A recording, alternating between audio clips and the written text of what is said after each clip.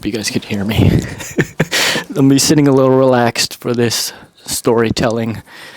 Someone in my Instagram actually messaged me regarding my experience with MEPs. For those who don't know what MEPs is, it's military entrance processing. What does the S stand for? Station.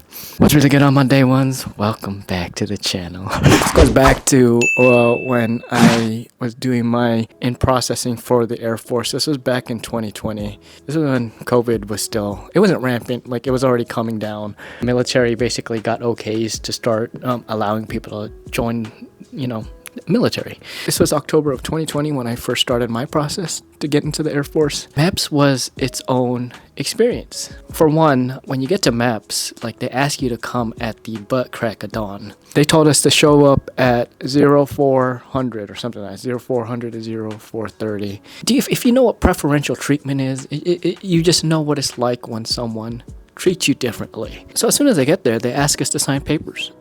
Basically, it's our enrollment sheet for our appointments.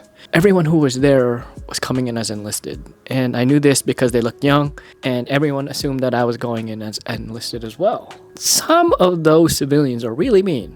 As soon as they found out I was going to OTS, the demeanor changed toward me, but the demeanor toward the enlisted practically remained the same the whole time. And I found that kind of messed up right off the bat. If you've never been through MEPS and you're anticipating to go to MEPS, just anticipate the fact that you're probably coming from a different area of the country. They're flying you in. They're having you stay at a hotel. I was living on Hickam at the time, so it was literally a drive up. If you're coming in as enlisted, your whole experience will be totally different from mine. My understanding is you guys still have to do your ASVAB and then your oath taking and all that. For OTS is totally different. You go there and you basically do all the healthcare things that the enlisted go through. Right off the bat, they take your blood pressure, they do an initial health exam. I think the first thing that they did right away was take a urine test. So I take a urine test, and they thought that something was wrong with my urine, and I had to pee again. So I was chugging down a bottle of water. Second go around, they test it, everything clears. And then after that, we had to do the silence test, the hearing test.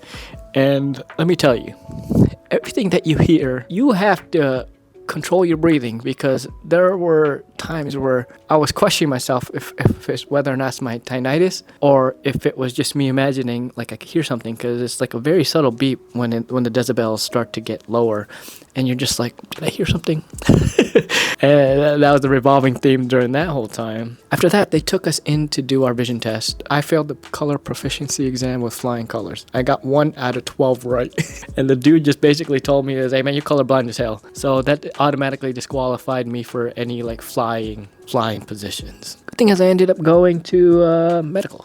And then after that, they gathered all the men together and told us to strip down naked. This part was slightly traumatizing, to say the least, because they make you do a couple of things. The first thing is that will forever traumatize you is they get an old man, of all the doctors available, they get an old man to look at your stargazer, your twinkling star, your dirt star, whatever you want to call it. And you're like, why does it have to be a part of the physical exam? I've never had to do this before. Well, behold, they still take a look down there. And the second part is they do a series of tests, one being the duck walk. If you don't know what a duck walk is, it looks like this.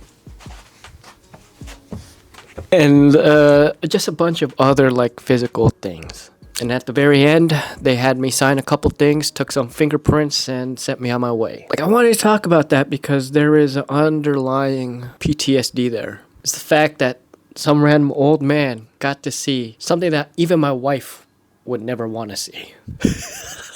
And the moral of the story is, sometimes if you want something in life, there is a give, but never a take.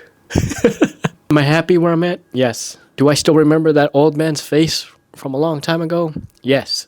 Do I ever want to go through that experience again? Absolutely not. But unfortunately, anyone going through MEPS will have to go through that experience. Besides that, this is a story I wanted to get out before I totally forget about it. That was a long time ago. Besides that, that's my MEPS story. If you're new to the channel, don't forget to subscribe. If you're a returning viewer, thank you. And don't forget to hit the thumbs up button. And I'll see you guys in the next video. Y'all take care. Bye.